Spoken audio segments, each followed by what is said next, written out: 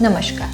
જો તમને પૂછવામાં આવે કે બોડીનું સૌથી ડેન્જરસ ફેટ કયું છે તો કદાચ તમે કહેશો કે પેટની ચરબી. પરંતુ હકીકત તો એ છે કે પેટની બહાર દેખાતી ચરબી કરતાં પણ વધુ ડેન્જરસ એ ચરબી હોય છે કે જે તમને દેખાતી જ નથી. ડૉક્ટર્સ તેને વિસરલ ફેટ કહે છે. આ ફેટ ધીમે ધીમે તમારા લીવર, પેન્ક્રિયાસ અને ઇન્ટેસ્ટાઇન જેવા મહત્વપૂર્ણ ઓર્ગન્સની આસપાસ જમા થવા લાગે છે. અને એટલે જ જેમના પેટની આસપાસ આ ચરબી વધુ હોય છે તેમાં diabetes, fatty liver, high blood pressure અને હાર્ટ ડિસીઝનું રિસ્ક પણ ઘણું વધી જાય છે.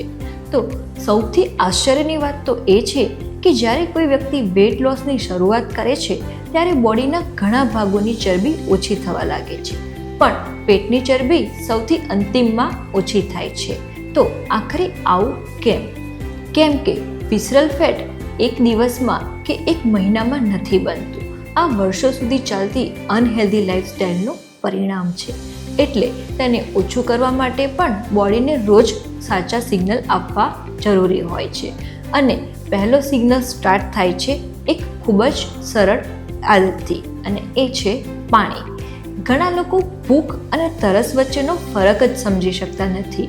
જ્યારે બોડી સારી રીતે હાઇડ્રેટેડ હોય છે ત્યારે વારંવાર કંઈ ને કંઈ ખાવાની ક્રેવિંગ્સ ઓછી થઈ શકે છે.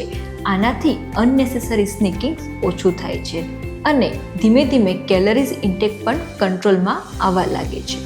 એટલે દિવસભર પૂરતા પાણી પીવું એક નાની આદત છે, પણ વેટ મેનેજમેન્ટમાં તેની ખૂબ મોટી ભૂમિકા છે. પણ ફક્ત પાણી પીવાથી કામ નહીં ચાલે.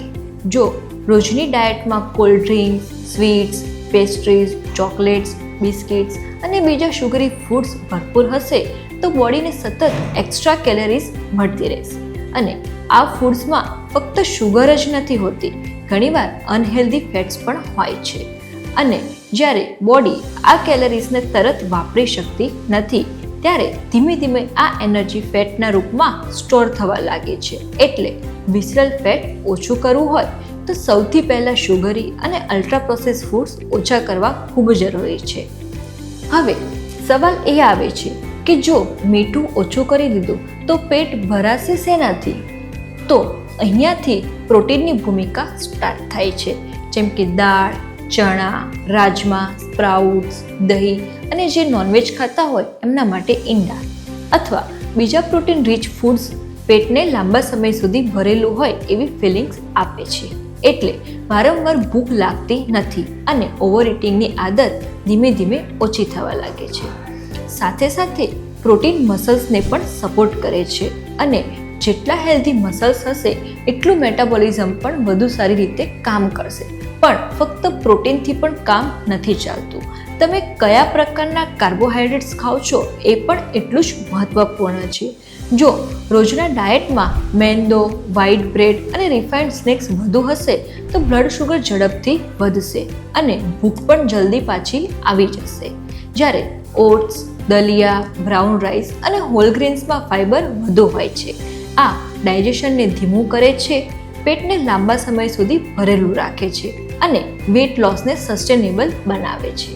અને એક બીજી આદત છે કે જેને ઘણા લોકો ઇગ્નોર કરી દે છે, એ છે મીઠું અને ડિનરનો સમય.